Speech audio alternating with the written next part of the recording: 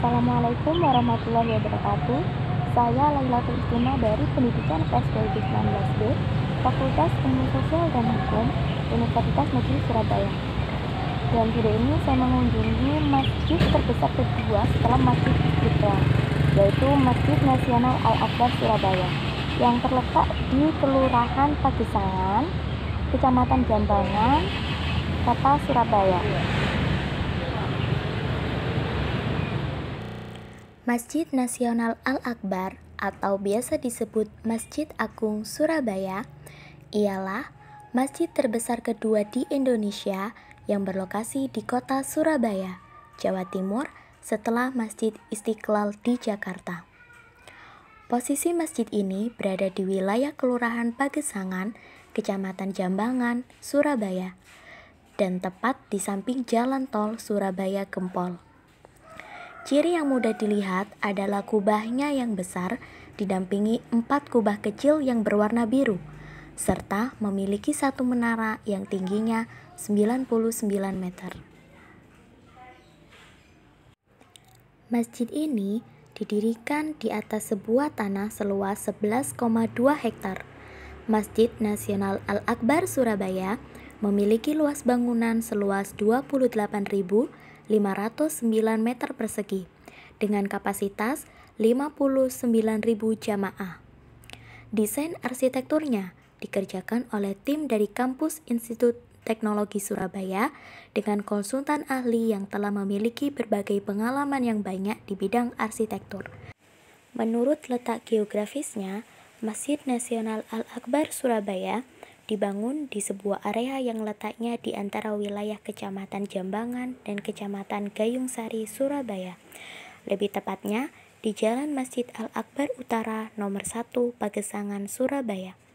Letak posisi Masjid Nasional Al-Akbar Surabaya ini berada di wilayah pinggiran kota Surabaya di samping jalan tol Surabaya Sidoarjo, sehingga secara akses untuk menuju ke sana sangat mudah, apalagi diakses oleh warga Surabaya maupun warga luar Surabaya. Sejarah mencatat bahwa Masjid Nasional Al-Akbar Surabaya dibangun atas gagasan wali kota Surabaya saat itu, yaitu almarhum Haji Sunarto Sumoprawiro, dengan dilakukan peletakan batu pertama oleh Bapak Wakil Presiden RI saat itu, yaitu Bapak Haji Tri Sutrisno pada bulan Agustus tahun 1995. Waktu itu, Wali Kota Surabaya, Sunarto Sumoprawiro, yang bukan dari keluarga santri ini, menginginkan meninggalkan kenangan yang bermanfaat bagi warga Surabaya dan selainnya. Jadi, pada tahun 1995, gagasan dan ide tersebut bisa direalisasikan. Meskipun secara gambar dan desain maupun uang masih belum ada, Sunarto nekat dan berani untuk meminta Wakil Presiden Tri Sutrisno pada saat itu untuk meletakkan batu pertama. Namun, setelah batu diletakkan, tidak ada kelanjutannya lagi.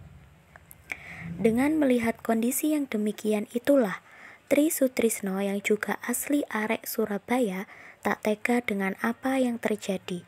Dan setelah itu, Presiden Soeharto juga menaruh perhatian dengan pembangunan Masjid Nasional Al-Akbar Surabaya. Yang dilakukan oleh Pak Tri Sutrisno adalah dengan mengumpulkan berbagai tokoh-tokoh dan juga para konglomerat di rumahnya. Saat pembangunan sedang berlangsung, pada saat itu juga muncul krisis moneter pada tahun 1998. Panitia pembangunan pada saat itu dibuat kebingungan. Betapa tidak, para donatur di rumah Tri Sutrisno yang akan menyumbang terkena imbas krisis moneter tersebut. Oleh karena itu, para donatur tersebut ada yang tidak sanggup untuk memenuhi sumbangannya. Meskipun pada saat itu terhambat oleh banyaknya masalah dan telah melewati batas waktu yang telah ditentukan, alhamdulillahnya, pembangunan yang telah mendapatkan dukungan penuh dari Gubernur Basuki Sudirman bisa terus berjalan. Apalagi banyak dari warga yang juga sangat peduli. Hingga pada tanggal 10 November tahun 2000, Masjid Nasional Al-Akbar Surabaya diresmikan oleh Presiden RI, yaitu Kiai Haji Abdurrahman Wahid.